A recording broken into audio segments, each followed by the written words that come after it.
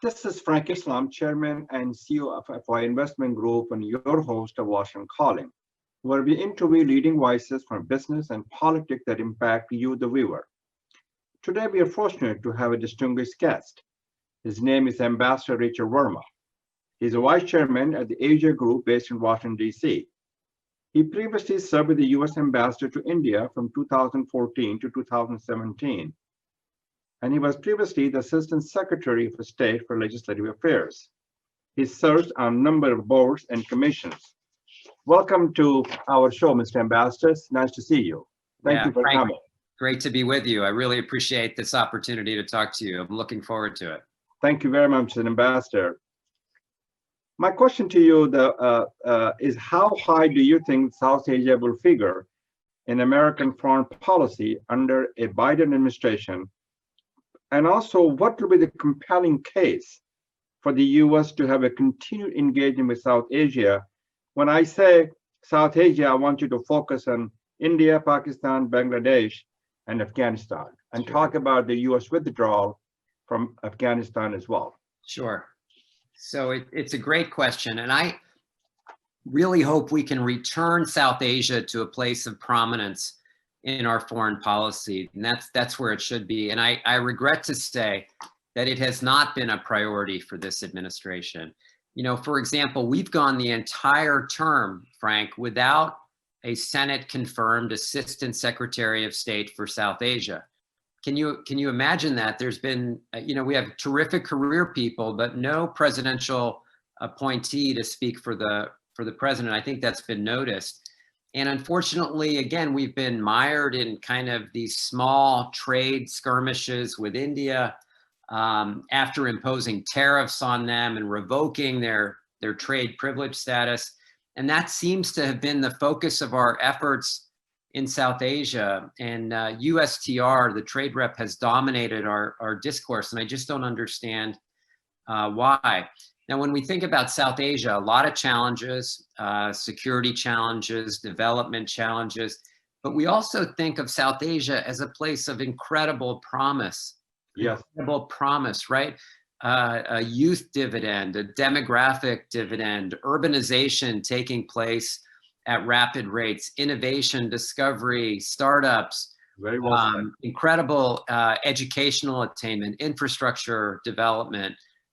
If you just look at what's going on in the region, it's becoming more integrated, and that's reason to be hopeful. But we have to be a partner. We have to be a partner in that exercise, not looking down, not lecturing, not from the outside, but really being an equal partner. And I do think a Biden administration will do that. And Frank, we don't have to guess.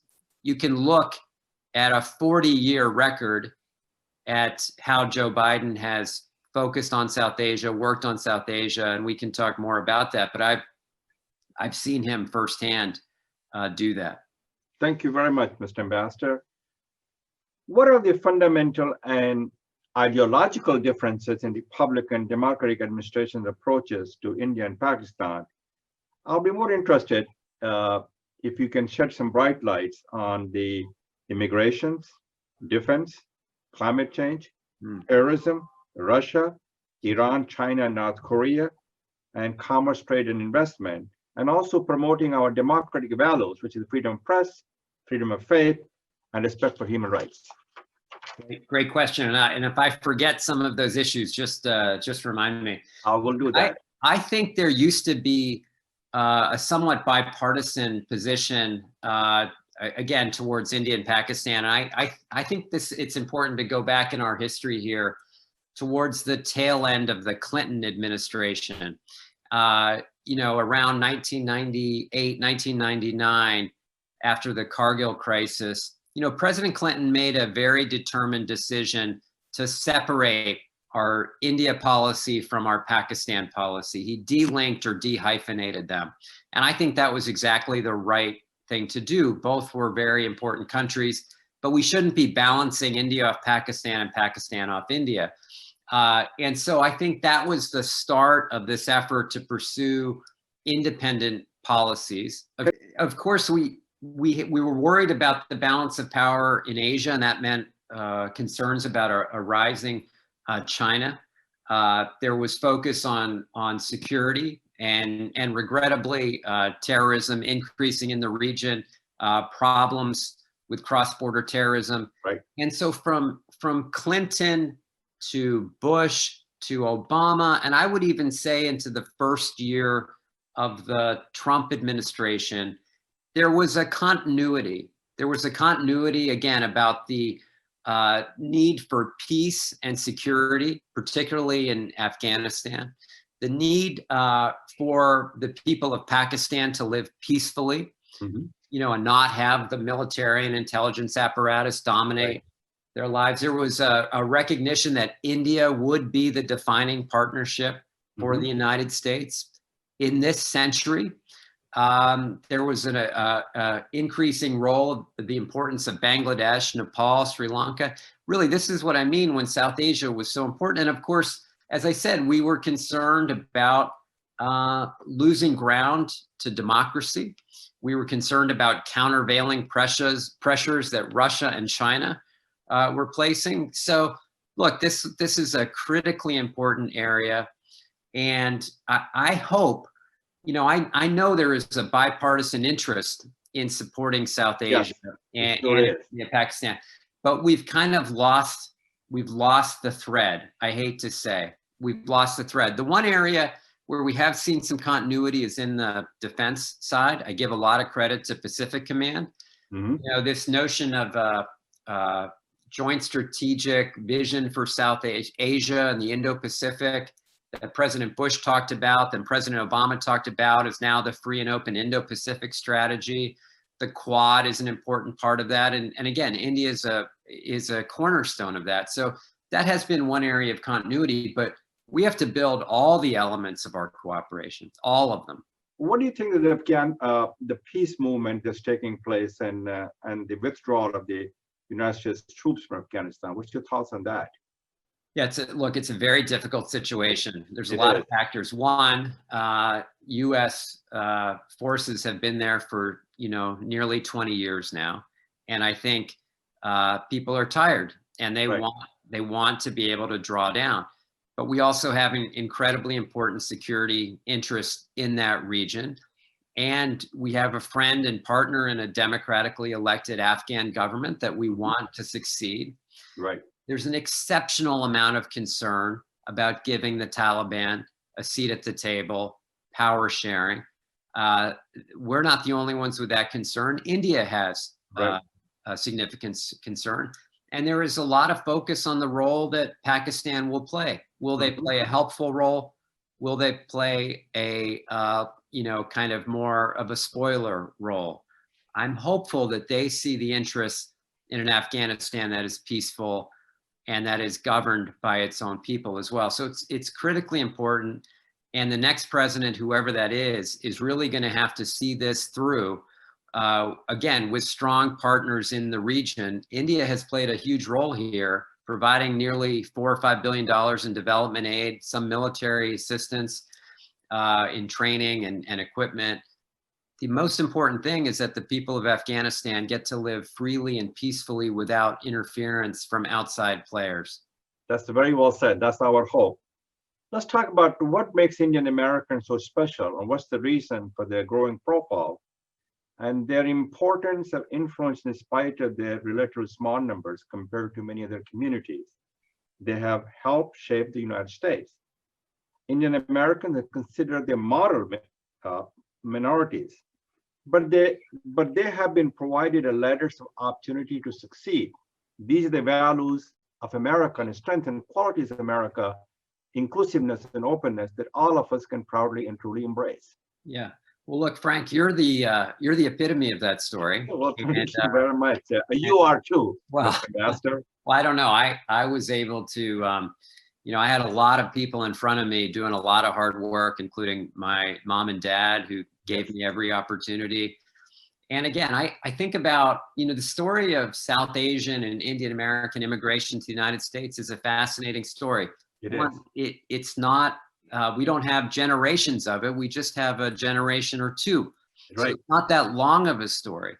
And again, my dad came over in 1963. He was on the early side. Now, I know we had people earlier and they went to California and did a lot of hard work, but really the brunt of the people came in the 60s, 70s, 80s. And they just put their heads down. They came here to give their family a better way of life, a hope for a better future. And so what was interesting is that, you know, we kind of joke, they just wanted their kids to go become doctors and engineers and scientists, Right. you know, stay out of this public life, stay out of this civic life, because they were so worried about just kind of getting their feet underneath them, getting assimilated, you know, retaining all the great things of their culture, but they didn't want their kids necessarily to be caught up in civic engagement. That has That's changed. very well said. That has changed dramatically. That has changed dramatically. So, you know, despite every protestation of my parents, I never made it to medical school. I started a career in the military, worked on Capitol Hill, you know, everything, you know, I was kind of bucking the tradition. You know, when I worked on Capitol Hill in the late 80s and early 90s, I could count on one hand the number of Indian American staffers in the House and Senate. Now we have 5 Indian American members of Congress. Right. We have an Indian American on the presidential ticket as vice president. So this has been turned on its head, thankfully. And then the number of Indian Americans I see, not only in public, in kind of the public positions, but in civil society, in nonprofits, in academia, you know, at every place in American life. I'm really heartened by that. But I think the one thing I would say is that I do think we have to be careful about assuming that all of us, you know, are in the top 1%, that all of us have made it.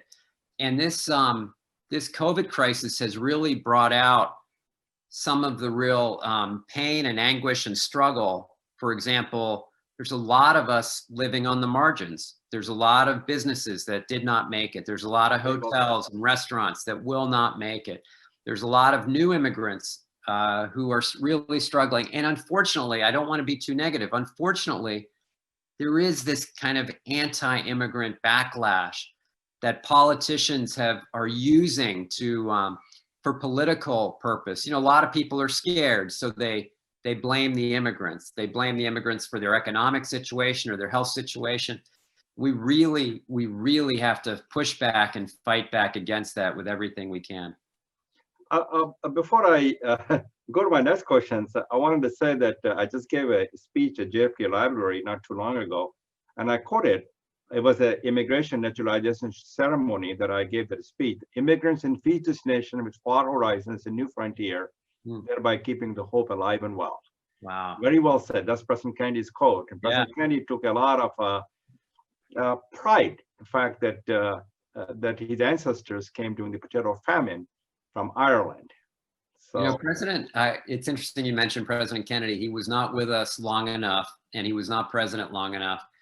But when I think about his impact on, for example, on just minority communities. Yes, and civil rights.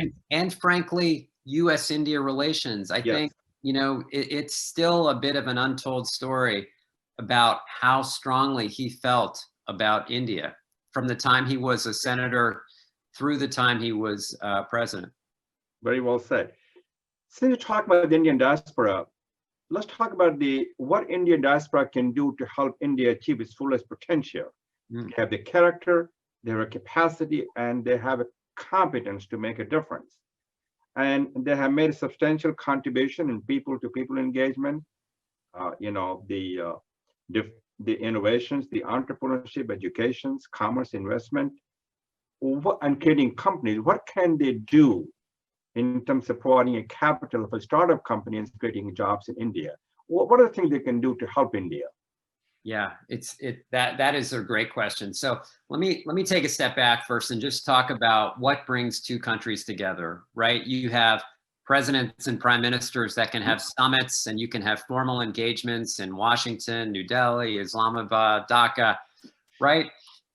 But, you know, presidents and prime ministers come and go, governments come and go. Very well said. The glue that actually holds countries together are really two things. They are the values that we share together, and they are the people that come back and forth, that migrate back and forth, that travel back and forth, that do business back and forth. That is the actual glue that brings us together. And without those values and without those people, the government to government relationships are critically important, but they are somewhat hollow. They are somewhat hollow if you don't have the people fully connected. And we are lucky. We are lucky that South Asians in the United States and India in the United States are really connected with shared values. And so you ask about what we can do. I don't think this is a one-way ticket. This isn't about what can American companies do in India. I look at the great promise, for example, again, this tragedy of COVID, I look at what's happening in joint vaccine research and discovery. I look at what we could do from a global health security standpoint between our industries, between our scientists, between our research laboratories. Yes, the government can help steer that a little bit, but ultimately that will be up to individuals and institutions in the private sector, civil society, and academic sector. I look at climate change, and I look at the impact, you know, particularly a place like Bangladesh and parts of India, and the water shortages. Look, we are impacted from climate change in a real way. That's why India went into the Paris Climate Agreement the way it did, negotiated a very important deal. That's why the United States was in. But ultimately, the work on moving to renewables, meeting those aggressive targets, those are done by the private sector, right? I look at the infrastructure needs in India, the massive urbanization taking place, the building of airports, high-speed rail, the building of smart cities. Very well So said. those are all things that are going to be done not by governments. Those are going to be done by private sector, by private industry. And again, if you look at our economy, we need the greatest kind of Indian companies, Indian entrepreneurs coming here. Again, that's why I'm so concerned about this kind of, you know, discouragement or disinterest in having some of the best and the brightest come here. And also I'm concerned about, you know, removing family-based immigration. Right. My family would not have made it here. I certainly would not have been able to go back 50 years later to represent the United States and India, but for family-based immigration policies that's humane, that is just, that is consistent with the social compact of America. You work hard, you play by the rules, the next generation can do just a little bit better. Very well said. You aim high, work hard, and pursue your dream. Right. How do you describe the US-India relationship from the time you were our ambassador to India and now? Do you believe the US-India relationship has bipartisan support, which was not true even a decade ago? Do you believe the India relationship under the Biden administration will reach the next height, and we will strengthen, broaden, and deepen our engagement with India based on shared interests and shared values, as you said? Yeah. I think it's bipartisan, yes. In fact, I would almost say US-India relations is a nonpartisan issue. I think everyone understands how important it is. But as I said earlier, I've been disappointed by the kind of transactional nature of the last 3.5 years. I mean, I think the photo ops are important, but they are not sufficient. And again, we think about what's happened to the denigration of minorities. I worry about that a lot. And I worry about some of the strategic choices. Foreign Minister of India talks about strategic choices. I think both India and the United States have to make strategic choices that bring us closer together. We can't just assume that our kind of 18, 19-year upward trajectory in the relationship just continues on its own. We have to make those choices that actually bring us together. Now, look, neither country aspires to have a military alliance. That's not what we're talking about. But we are talking about something built for this century, not for the last century. Very And you well asked me said. about Vice President Biden. I was with Vice President Biden in 2006 in the Senate when he said this. He said, if in 2020, the two closest partners and friends in the world are India and the United States, then the world will be a safer place. Very well said. He made that prediction 15 years ago. So I know that this will be a focus for him going forward. He understands how important the relationship is, and it won't just happen. It won't just go up on its own. It will require a lot of work and a lot of dedication, and I think you'll see that from him. You had mentioned not too long ago, that India had, the military alliance with the U.S. As you know, that India has no interest in joining the military alliance, but they need the alliance, I believe, against China. And India remains a close partner with the Soviet Union. Can you shed some light on this thing? Does that make a difference to America's long-term strategy in terms of Indo-Pacific region? Look, I think not only does India not want a military alliance, the United States does not want a formal military alliance. And the reality is we haven't entered into a military alliance in decades with anyone. That is true. The alliances we entered into were a post-World War II architecture. They were the right agreements at the right time to keep the peace in Europe, to keep the peace in the Indo-Pacific. What we need now is something much more agile, that takes into account all the elements of our cooperation, not just military. The military component's very important. So just take India for an example. We need full-scale cooperation militarily, economically. That means maybe doing a trade agreement, a bilateral investment treaty. That means having cooperation on climate, on global health, on immigration. We need a clear set of agreements. It's this on students and higher education, on space cooperation, on, research about the oceans. Frank, I could go on and on. My point is we need something comprehensive that creates a stickiness, a glue between us, where even if some leader wanted to shake us apart, that person, regardless of party, couldn't do it because we were so interlinked in so many ways. That's what a modern alliance looks like. In fact, I'll use the words of Prime Minister Modi and previous BJP leaders when they called us natural allies. Very well said. Natural allies means we take all the elements of our cooperation, we put it together, and we build something very, very strong.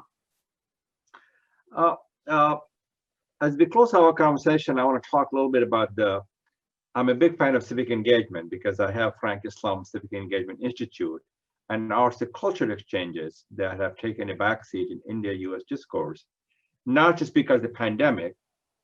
And I remember fondly when I served on the board of trustees, the Kennedy Centers of the cultural exchange between India and United States. What do you think we can take the steps and the avenues that can be taken and working with philanthropists and working with arts and culture to have that exchange program between the United States and India? It's so important, so important. And I'm so glad you raised this area because again, we tend to look at what military system did we buy or sell, what trade did we do? But I get back to, the kind of values and glue that holds us together. It's in the arts, it's in culture, it's in education. And I give Prime Minister Modi a lot of credit for pushing a lot of Indian soft power around the world. And I look at what Indian Americans and South Asians have done in this country, in the arts, in acting, in drama, on stage, on screen, on music, on cooking, writing, poetry. Right. I think of my dad's own experience, a professor of English literature, but really a South Asian literaturist, an expert who has brought, the great South Asian authors and philosophers to life here for students in Pennsylvania and around the country. That's exactly what we should be doing because there are some incredible ideas ideas about justice and inclusion, about diversity, about tolerance, about Very well said. building each generation a little stronger and better than the prior. So many of those lessons come from our literature, come from our art. And I just think this is an incredibly important part of our relationship. You asked a very specific question. Our government can do some parts here. You know, our State Department can do more in the exchange areas. Our higher education institutions can do more. Ultimately, we're going to have to get the populations of our two countries, though, to really continue to do what they've been doing. And I think this is where we can shine. South Asians, Indian Americans, and Americans of all kinds. I think that we're naturally drawn to each other in this area. Very well said. As you probably know, that before I leave this interview, I want to quote what President Kennedy said: "Art nourishes the roots of our culture." Yeah, and he said it very well, and that's exactly what's at stake. And art connects us, engages us, and art represents the best of our humanity. Yeah, I'll give you one other President Kennedy quote, which is slightly different, but he talked about during a very difficult time, 1959, I think. He said, "The hinge of fate in Asia rests with India." Very well said. The hinge of fate in Asia rests with India. And I tend to agree with that. And I think that remains even more true today. And I think, again, the work that you're doing and that so many others are doing to build ties, not only with India, but all of South Asia, I think is so, so important. So I want to thank you for everything you've done over many decades to pull our country closer to a critically important region of the world. We all have to do our part. Thank you very much, Mr. Ambassador, for being here, for taking your time to interview us. And this is Frank Islam wishing you a great week. Thank you for watching.